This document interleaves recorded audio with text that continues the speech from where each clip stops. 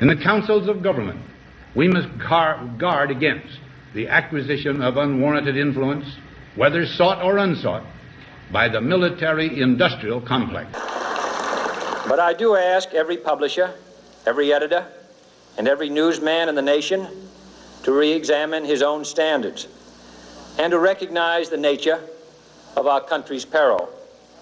In time of war, the government and the press have customarily joined in an effort based largely on self-discipline to prevent unauthorized disclosures to the enemy. In times of clear and present danger, the courts have held that even the privileged rights of the First Amendment must yield to the public's need for national security. Today, no war has been declared, and however fierce the struggle may be, it may never be declared in the traditional fashion. Our way of life is under attack. Those who make themselves our enemy are advancing around the globe. The survival of our friends is in danger, and yet no war has been declared. No borders have been crossed by marching troops. No missiles have been fired. If the press is awaiting a declaration of war before it imposes the self-discipline of combat conditions, then I can only say that no war ever posed a greater threat to our security. If you are awaiting a finding of clear and present danger, then I can only say that the danger has never been more clear, and its presence has never been more imminent. It's time to recognize that we've come to a turning point. We're threatened with an economic calamity of tremendous proportions, and the old business-as-usual treatment can't save us. Together, we must chart a different course. We must increase productivity. That means making it possible for industry to modernize and make use of the technology which we ourselves invented. That means putting Americans back to work, and that means, above all, bringing government spending back within government revenues, which is the only way, together with increased productivity, that we can reduce and, yes, eliminate inflation. The only thing that can stop this corrupt machine is you. The only force strong enough to save our country is us. The only people brave enough to vote out this corrupt establishment is you, the American people. I'm doing this for the people and for the movement, and we will take back this country for you, and we will make America great again. Hello and welcome to Inform America. I'm your host, Rich Merrett. Today is September 23rd, 2020. Briefly, I want to encourage people to check out the Boston Broadside newspaper. It's a good newspaper. Check it out, see what you think. The National Liberty Alliance.org. Check them out, please. The educational tools they have for your kids, especially if your kids are doing this remote learning.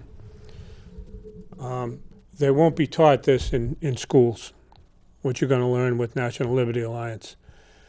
Go there and really, I don't know what to say. I guess it's a treat for your children because it's refreshing. And your kids will find out what's going on in the world. Because if you understand what has happened to us, you have a better understanding of where we are today. Thirdly, I want to just mention that I wrote a book, Stand Your Ground. It's the same book, just different covers. This one is if you go to the website, if you go to the email address on the screen. This one you'll get it from Amazon. So check it out if you'd like to. Before I get started, I want to show a brief clip. But in this clip, I'd like to ask you, first of all, to pay attention. I believe it's extremely important. But I'd also like to ask you to see if you can find any presidential candidates in this clip. So we'll run that and we'll be back. Now is the historical moment, the time, not only to fight severe virus, but to shape the system. We have a unique but rapidly shrinking window of opportunity to learn lessons and reset ourselves on a more sustainable path. It is an opportunity we have never had before and may never have again So we must use all the levers we have at our disposal, knowing that each and every one of us has a vital role to play. Now is the time to think what history would say about this crisis. And now is the time for all of us to define our own role. What is it that would make it so that history would look at this crisis as the great opportunity for reset? The Great Reset is a welcome recognition that this human tragedy must be a wake-up call. It is imperative that we reimagine, rebuild, redesign, reinvigorate, and rebalance our world.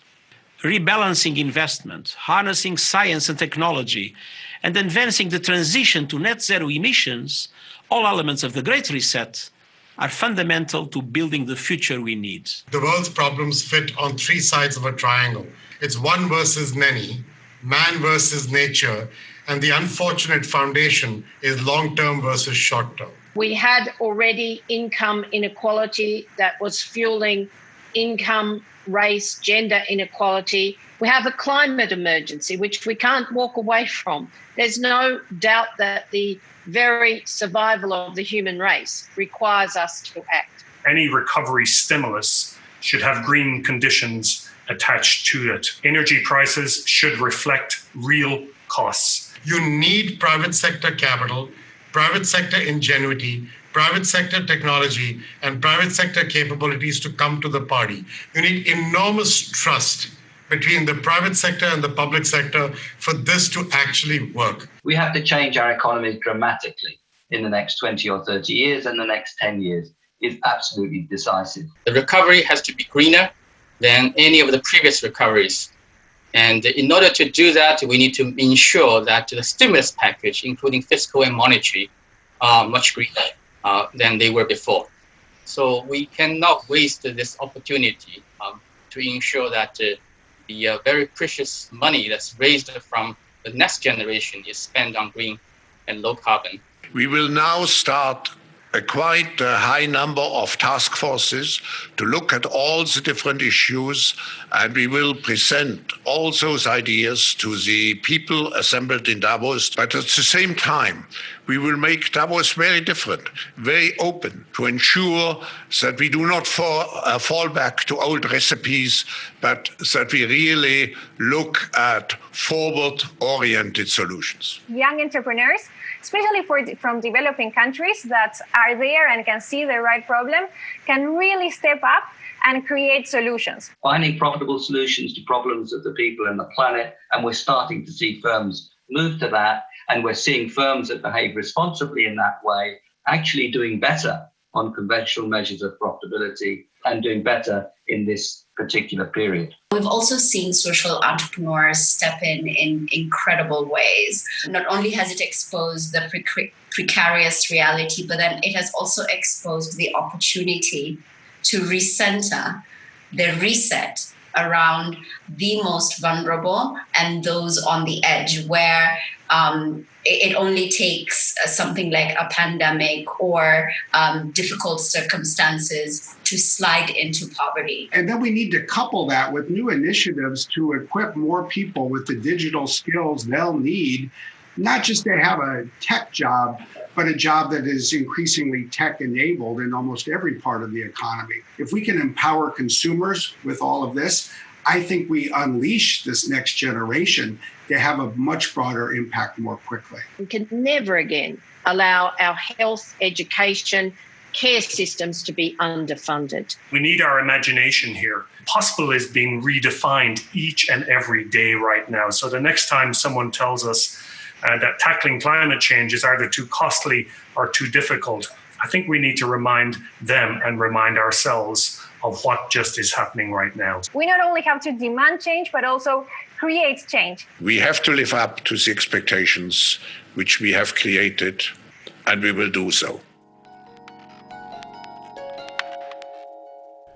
Oh, that was pretty interesting. Did you see the presidential candidates in there? This new reset is BS. They released out of China this COVID-19 garbage. And now that everybody's scared, they want to reset because the economy's falling apart. Only the reset, you have no say in it unless you were invited to Davos, Switzerland with the big boys. I wasn't invited there. So they're going to make a determination as to what the reset is. Anyway, that's all I wanted to say about that. And those people are the movers and the shakers around the world that you just saw. They're not your congressman and they're not your president.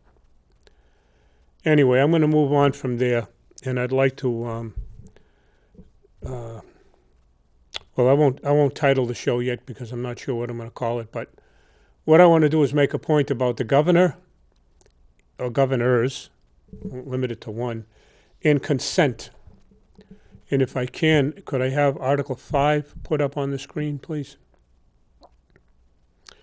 This is Article 5, Part 2 of the New Hampshire Constitution. And the reason that I put it up there is, as you can plainly see, it says the legislature shall make all wholesome laws, whatever. I'm sorry, orders, laws, statutes, ordinances, directions, and instructions. I don't know what directions and instructions they're giving us, but this is the power of the general court, the legislature. And it goes on to say, after directions, instructions, for the welfare and benefit of the state. The state, the word state means government. See, we elect our legislatures to run the affairs of government. That's why there's 424 of them here in New Hampshire. 400 in the House, 24 in the Senate. And they're supposed to run the affairs of government. And those laws and orders and statutes and directions and instructions are supposed to be for the government and government workers. When you put up a sign on the road that says 55 miles an hour, that's not for you and me. It's not supposed to be for you and me. And I'll prove this to you guys. Just bear with me. The 55 mile an hour speed limit is for our government workers. Because why? We, through our taxes, pay for the car that they're driving. We pay for the insurance. We try to ensure that they have seatbelts on so that they don't get hurt. We also train them, especially, say, the police, in certain types of chases so that they can be safe, too. Have you noticed in the Constitution it doesn't say, thou shalt not murder, thou shalt not steal? Do you know why it's not in there? Because in October 31st, 1783, the people ratified the Constitution, the state constitution, this document right here, making this the law in the state of New Hampshire. Who makes the law? The people. They did by ratifying this document, the Constitution, still in effect today. Some people say, no, it isn't, it's gone. It's only gone if you allow it to be gone. And I believe people gave up on it. You can get it back if you exercise your rights because they're yours. They're not the state's. Anyway, in 1783, this was ratified by the people. They also put in Article 100 how to change the law through the amendment process. Put a referendum before the people at the November election for them to vote on this. That vote will change the law. The legislature cannot change the Constitution under any circumstances. None. They can't change it. It's not written in here. I would show you, but it's not written in here, so they can't do it. The provisions you see in Article 5 that was up on the screen tell you what they can and can't do, and it also says that they can't be repugnant to the Constitution. The reason for the repugnancy is even though someone's a state employee, they still have rights. So the legislature can't infringe upon the rights of the people working in our government. That wouldn't be fair. That's why the repugnancy is, at least that was the intent of the repugnancy being in there. Now I'd like to move on to Article 7, Part 1 in the Bill of Rights. Article 7 is the Sovereignty Clause. And all this supports what I'm saying, by the way. Article 7 goes on to say that the people of this state have the sole and exclusive right of governing themselves. Okay, we're not governed by a king. Sununu's not a king. Trump is not a king. The people of this state, New Hampshire, have the sole and exclusive right of governing themselves as a free, sovereign, and independent state government. Okay? The government, the sovereign government, the free government, the independent government, gets that from the people. The people of the state have the sole and exclusive right. So where does it come from? The people. You can run for office? Self-government. Okay? You don't have a king. We, the people, run the affairs of government. And if you get out of line, there's certain ways to do it, although that's been circumvented and done away with. And if you look at Article 7, it's plain to see. It says sovereignty right in the caption. All right? The people of this state have the sole and exclusive right. Okay? The people ratified the Constitution. The people can change the Constitution. Is it becoming clearer? I hope so. I genuinely do, because that's the point I want to make. If you look at Article 8, Part 1 of the state constitution, it talks about, it talks about the power, all power originally in the people, and then it goes on to say all magistrates and officers are accountable to them. Accountable to who? To the people who have all the power. Okay? All the power resides in the people because we're self-governed. We don't have a king or a prince or a queen, although some of them might think they're queens. They're not. We don't have it. This, and by the way, I'm showing you the law.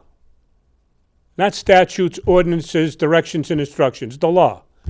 This book that was ratified in 1783 by the people, and it's been amended several times by the people.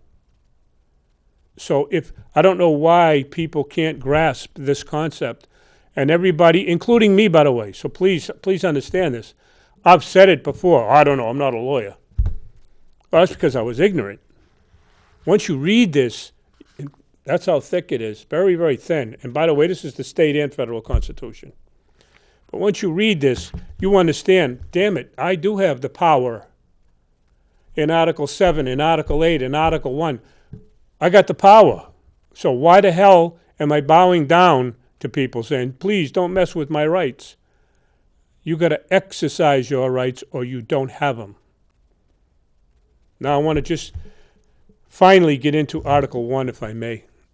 Part first of the Bill of Rights. And Article 1 is basically, it's about government. All government of right originates from the people. This is Article 1, not Article 30, not Article 67, Article 1. All government of right originates from the people and is founded in consent. Now, this is why I brought this whole thing up. When Governor Sununu said, well, we're going to have to close all the restaurants in the state. Oh, and the malls, too. People did it. People consented to what the governor said. The governor has absolutely none, no authority in law to do that. There's lawyers all over this damn country saying the exact same thing, okay? Not that I need their approval. I've read this book numerous times, and there's nothing in here saying the governor can do that. Take my business away? Take my livelihood away? And he stood there and says, well, you can't have a restaurant because COVID might be hiding there. But the state liquor stores, they'll be open because I can tell you firsthand, COVID-19 doesn't go near Jack Daniels. He stays the hell away from there. But in your restaurant, you might be hiding behind the macaroni and cheese. This is all a scam, and I wish people would wake up to it. COVID-19 is a bug, is a virus. I'm not even talking about that. 200,000 people died. 200,000 people die every year. What is this, something new? Look at the numbers from the CDC, if they haven't already adjusted them or changed them. because they've altered them I don't know how many times.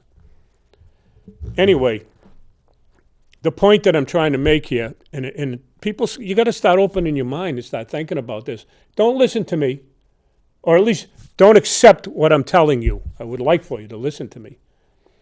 But I mentioned Sununu shutting down the restaurants. There are 50 Democrat and Republican governors in the United States of America, and they all did the same thing, and that's the key. They all did the same thing at the same time. Let's close all the restaurants. Let's close the malls. Let's shut the schools down. They didn't touch all the billionaire-owned stores. Now, the fact that they did it all at the same time and they all did the same thing, doesn't that tell you anything? Are they independently thinking, or do they just say, well, let me see, the CDC told me to shut down the restaurants. Did they? The CDC told me to shut down the schools. Did they? And they told me to shut down the malls. Did they? All 50 governors, and the governors just did it without question.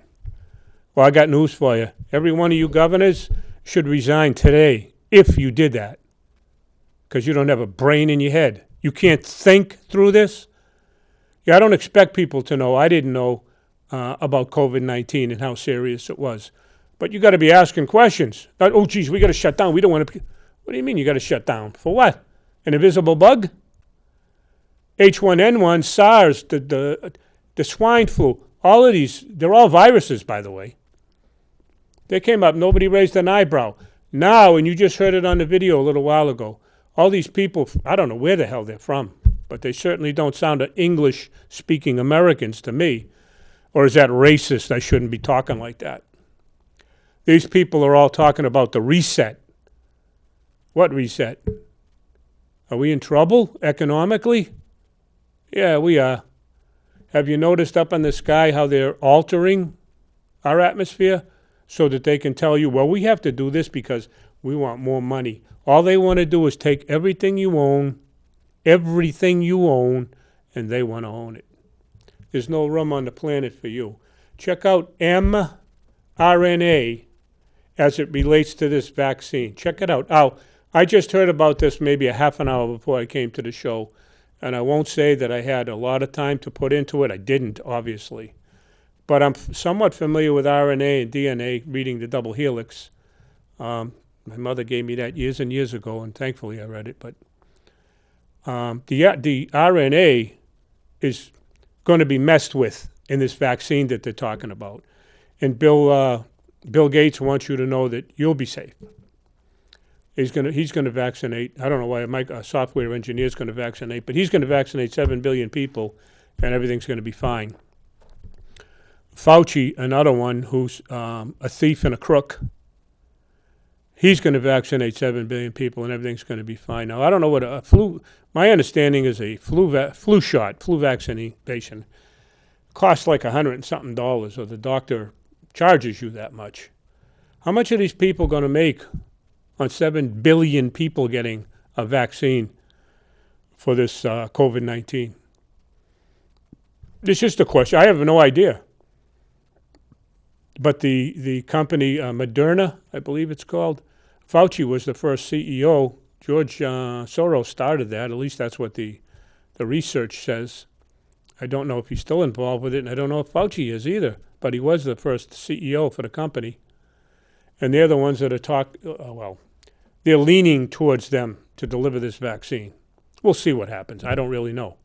The point of this whole show is that if you stop consenting to everything you're being told, now the literature for the masks, everything that I've read says you shouldn't wear a mask because it doesn't stop the spread of a virus. Now, and I'm saying everything I've read, the CDC material, the WHO, the National Institutes of Health, they all say the same thing. And you can go further. I believe it's in the AMA. There's a lot of literature out there, and they say that the cloth masks do not stop the spread of a virus. Well, if they don't stop the spread of a virus, why the hell is everybody wearing them? And the information or the literature further goes on to say that you can suppress your immune system by wearing a mask constantly like that. If you suppress your immune system and this bug does come back in the fall, which is, right around the corner, we're the second day into the fall right now, does that mean that you're having a weakened immune system and you're going to get it? You figure it out. I mean, I'm not sitting here telling you. I'm just posing these ideas to you. Use your own head to figure it out. And if you want to take the vaccine and you stand first in line or put your kids in line because you're afraid, then you're a fool. And you're actually destroying your children. But that's your call. That's your call. I know what I'm doing. I'm not taking any vaccine. If the government wants me to take a vaccine, they should be making this vaccine, and they should be administering it to the, or doling it out to the doctors, to the hospitals. And then my doctor will talk to me. I'll make an informed decision, like all of us should, and we decide what we want to do. When I'm told that the military is going to come out and do it, it's a little disconcerting to me. I don't want the military here for a vaccine. What's the necessity for that? They didn't do it for swine flu. They didn't do it for H1N1. They didn't do it for any vaccine or flu before. Virus or vaccine, excuse me. Virus or flu is what I meant to say. Anyway, the whole point is this. I hope that I've demonstrated in the New Hampshire Constitution, and you can go to the federal Constitution, but I only got a half an hour show here, and prove to you that the people have the power, okay? They have the power of consent. They have the power of sole and exclusive power of governing themselves. All power is derived from the people. All magistrates and officers are accountable to them. How much more evidence do you need? When the governor says you got to do this, you got to do that, you don't have to do anything. He runs the affairs of government and not you. If you don't believe me, read the New Hampshire State Constitution. That's all I can tell you. I'd like to ask people to share this, subscribe to our YouTube channel. And one last warning, if I can take a quick one for law enforcement. I looked on my Facebook page, and it looks like Zuckerberg changed I put a correction officer because that's what I used to do for work. He changed it to Spanish. My concern is that they're now targeting people for assassinations on YouTube, or Facebook, excuse me. So if you're a cop out there or anybody retired in law enforcement, check your page out. All right, God bless everybody. Thank you for watching. I'll see you next week.